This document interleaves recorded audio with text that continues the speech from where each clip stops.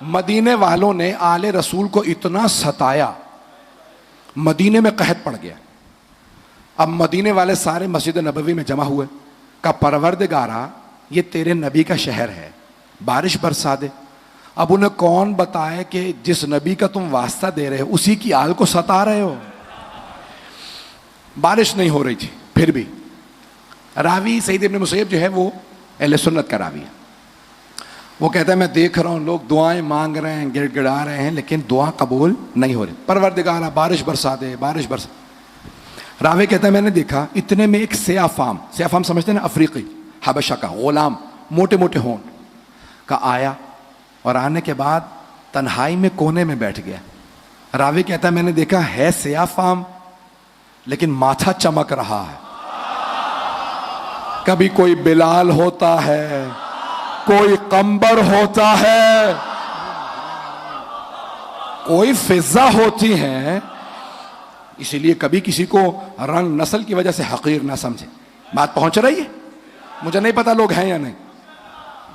تو اب وہ راوی اہل سنت کا کہتا ہے میں نے دیکھا سیاہ فام کونے میں بیٹھ گیا، اور ایسے آ کے بیٹھا کسی کو پتا نہ چلے کہ میں بھی مانگنے آیا ہوں۔ راوی کہتا ہے میں اس کی جا کے پیچھے ایسے بیٹھا جیسے میں سن نہیں رہا۔ اس نے ہاتھوں کو اٹھایا کہ پروردگارا تجھے واسطہ میرے مولا کا، مدینے والوں پہ بارش برسا دے۔ کہا اچانک بارش ہونے لگی، سارے مدینے والے خوش، ارے ہماری دعائیں قبول ہو گئیں۔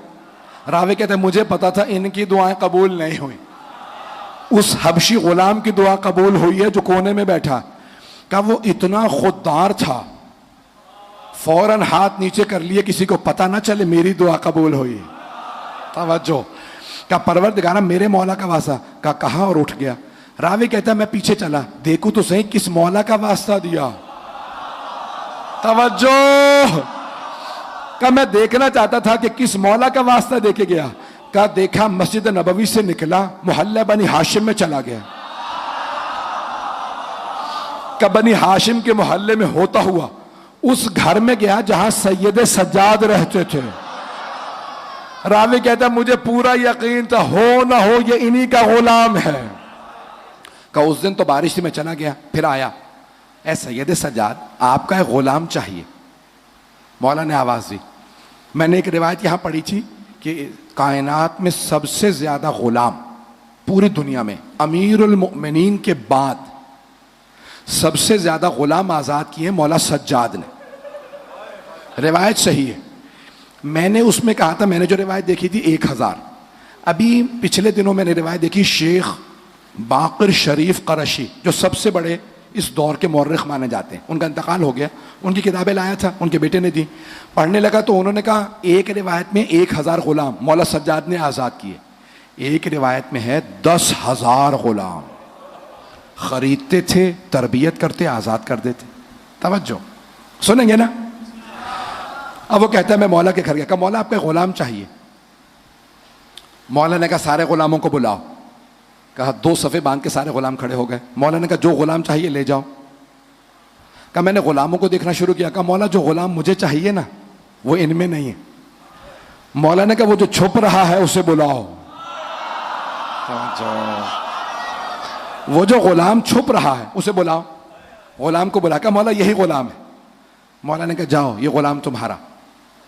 وہ راوی کہتا ہے سید ابن سنی راوی ہے، وہ کہتا ہے میں نے دیکھا اس غلام نے ہاتھ اٹھایا، کہا پروردگارا تو جانتا میں نے تجھ سے وعدہ کیا جب تک زندہ رہوں گا سید سجاد کے در پہ رہوں گا، یا تو میرا وعدہ پورا کر دے یا پھر مجھے موت دے دے۔ راوی کہتا ہے میں نے دیکھا وہ زمین پہ گرا، انتقال کر گیا۔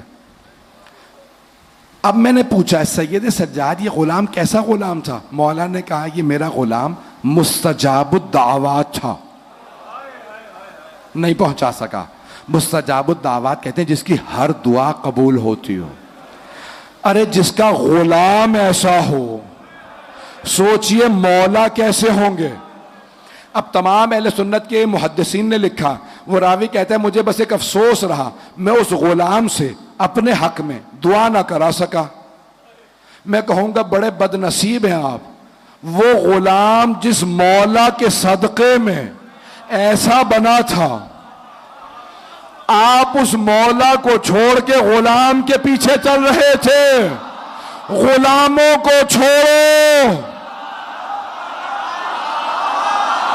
نہیں ہے، پتہ نہیں لوگ ہیں.